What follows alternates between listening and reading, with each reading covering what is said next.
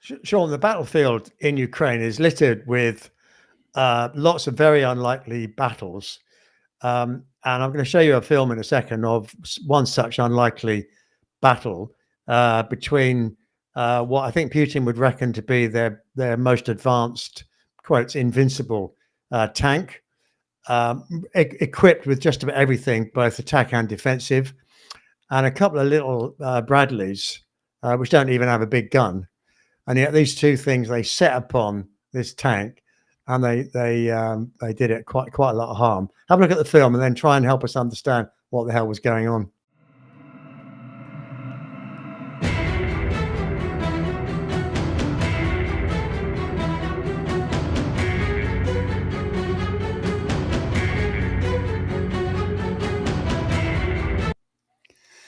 Yeah, so it's fascinating what we're seeing here because, as you say, the T-90, we understand a lot of the Russian main battle tanks have actually been damaged, and most of the tanks they're now using have been drawn out of storage. They're sort of post-Second World War vintage.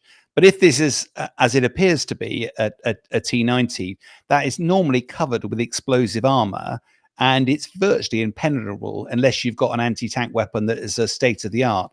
And a Bradley firing in essence just rounds, they're pretty punchy rounds, shouldn't actually be able to do any harm. But it just demonstrates it's not just about your equipment, it's also about training, it's also about tactics. And I think what we're seeing here is two Bradleys that have surprised this tank. They're specifically going for a weak point, which apparently is between the lid of the tank and the main body of it.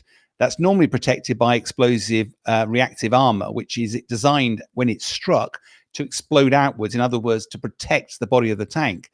That's fine against a single anti-tank weapon. If you've got sustained rounds coming in, all of which aiming at the same point, the first few rounds set off the explosive armor. There's nothing there to protect it after that. And it does appear that by persistence and some very good training, the Ukrainians have, as you say, David has beaten Goliath. And I think what is interesting is that despite all that punishment, we're still seeing some of the Russian tank operators get out alive. They probably have lost their hearing because there must have been a hell of a racket in there. But the tank is definitely disabled. You don't have to blow it up to disable it. And I think it's a really good example of where, Ukraine, they may be facing a more capable in equipment terms enemy, but it doesn't always mean you prevail on the battlefield. Well, apparently there's another story that they must have then called a drone in, and apparently a drone, this is the story, came in, I don't know, sort of finished the tank off. Yeah, I'm never quite sure. The when I was in the military, we studied tanks quite a lot because I was doing close air support, and our tanks are one of our enemies. So we were using cluster bombs because we needed to have explosive charges, and in effect, they put a slug of molten metal into the tank, which would therefore not really explode, but would just cause carnage within the tank. And if anything that was explosive in there would then be set off, so it would kill the occupants. And you had to have an area weapon, because getting one of these small projectiles actually to hit the tank, you need an area weapon with 147 bomblets about the size of a football pitch. One of them would hit the tank.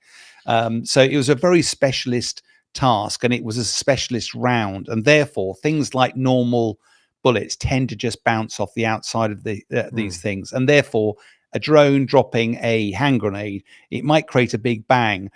I suspect that once you've actually partially disabled the tank, which it does appear it was partially disabled, anything that's blowing up outside it is just going to cause more carnage. And I think it does look like the crew finally went, we've had enough of this, get out and run.